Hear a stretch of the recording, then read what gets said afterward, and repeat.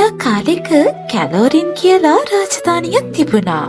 ඒ රාජධානියේ කේලන් නම් ඔටුන්න හිමි කුමාරයෙක් ජීවත් වුණා.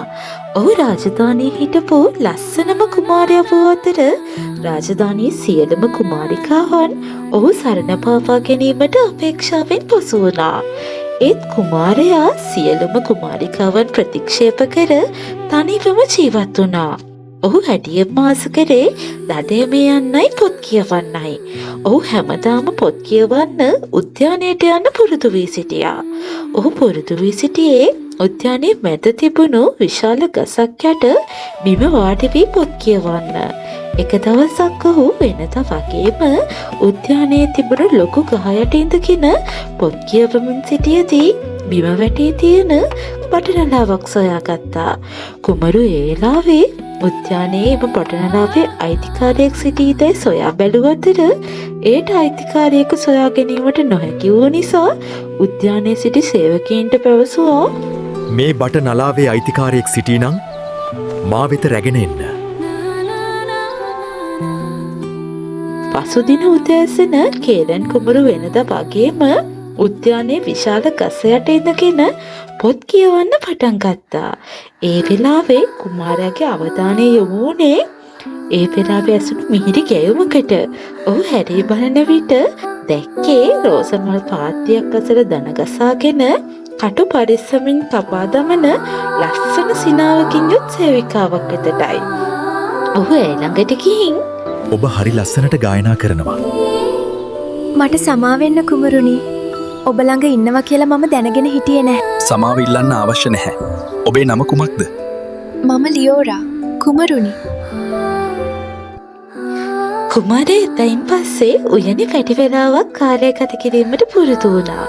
කුමරු උද්‍යානයේ පොත් කියවනවට වඩා කරේ ලියෝරාගෙන් මල් ගැන, ඇය ගායනා කරන ගීත ගැන, ඇගේ පවුලේ විස්තර ගැන කතා කරපු එක. ඉතින් ඇය ලැජ්ජාවෙන් හැම විටම ගෞරවණීය ලෙස ඔහුට පිළිතුරු දුන්නා.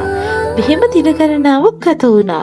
කුමරු ඇයගේ සුන්දරත්වයට පමණක් නොව ලියෝරාගේ බුද්ධිමත් බවටද වශී වුණා. කුමරු ඇය සිටින තැන්වල සිටීමට නිදහසට කරුණු සොයන්න පටන් ගත්තා. රාජකීය උද්‍යානය පූර්ණ කාලීනව රැකබලා ගැනීමට ලියෝරාට පැවරිය හැකිදැයි ඔහු රැජිනගෙන් විමසුවා.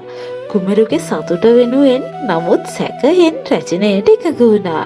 රාජසභකින් අතර කතාවක් ඇති වෙන්න පටන් ගත්තා. කුමාරයා සේවිකාවට ඕනෑවට වඩා කරුණාවන්තයි. ඔහු උයනේ ඕනෑවට වඩා රැඳී සිටි. නමුත් කුමරු ඒ දේවල් ගණන් ගත්තේ නැහැ.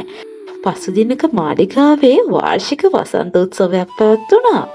මාලිගාව පහන් කුඩුවලින් සංගීතයෙන් පිරී ගිය අතර වංශාධිපතියන්ගෙන් හා අසල්වැසි රාජ්‍යවල කුමරු කුමරියන්ගෙන් මාලිගාව ආලෝකමත්ය. රජු අපේක්ෂා කරේ කුමරු කේලන් විදේශීය අමුත්තන්ට සංග්‍රහ කිරීමයි. නමුත් කුමරු කාටවත් නොපෙනෙන්න උයනට ගියා.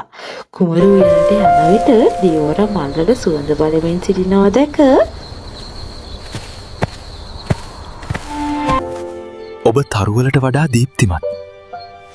කුමරුනි, ඔබ කුමක්ද මෙහි කරන්නේ? මේ මගේ මාලිගාව. මට ඕනෑම තැනකට යන්න පුළුවන්. එහෙම නෙවෙයි කුමරුනි.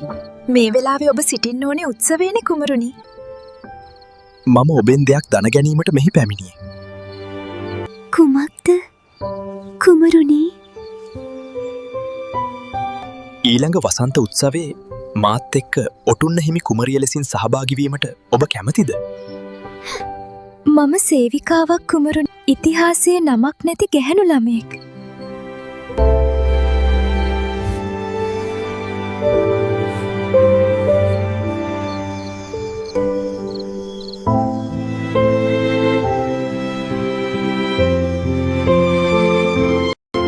ඉතින් නෑ, මට ඔබේ නම ඉතිහාසය ලියන්න අවසර දෙන්න.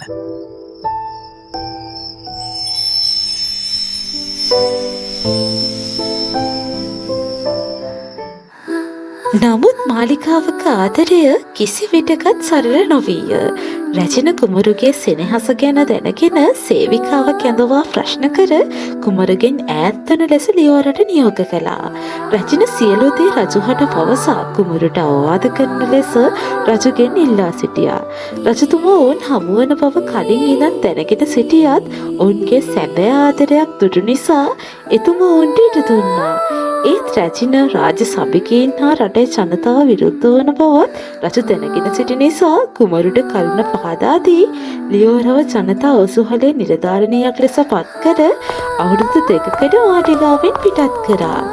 ලියෝරා මහන්සි වී එම ඔසුහලේ සේවය කරා වගේම ඔසු පෙළ සම්බන්ධව ඉගෙනගෙන එම කාලය තුළ විශාල වශයෙන් රාජ්‍යයේ සොයා ගැනීමට අපහසු වූ ඔසු වර්ග ගණනාවක් ව්‍යාප්ත කරා. කුමරුත් ඒ සඳහා යට උපකාර කෙරුව අතර ඔහු පුළුවන් සෑම දිනකම ජනතා ඔසුහලට ලියෝරාව බලන්න වෙස්සලාගෙන පැමිණියා. එලෙස වසර 2ක් ගෙවී ගියා. ලියෝරා ජනතාවට හොඳින් සේවය කළ නිසා ජනතාව අතර මහා ප්‍රසාදයක් දිනාගෙන සිටියා. ඒ වගේම ඇය විශාල වශයෙන් දුර්ලභ ඔසු පෙළ වගා කර විදේශ රාජ්‍යවලටත් ලබා දීමට කුමරුගේ උපකාරය ඇතුව ඇයට පුළුවන් වුණා. රජු වසර 2කට පසු ලියෝරාව හොර රහසේම මාලිගාවට කැඳෙව්වා. කේලන් කුමරුගේ හා ලියෝරාගේ විවාහ දිනය ප්‍රකාශයට පත් කරා. රජුගේ තීරණයට කවුරුත් විරුද්ධ වුණේ නැහැ. මොකද ලියෝරා කියන්නේ ඒ වන විට රාජ්‍යයට විශාල සේවයක් කරපු කෙනෙක් නිසා. රජතුමා ඒ සමගම කුමරුගේ ඔටුන පෙළඳවීමේ උත්සවයද සංවිධානය කර තිබුණා. එදින කේලන් කුමරු ලියෝරා නැවත මාලිගාවට පැමිණි බව දැනගෙන හිටියේ නැහැ.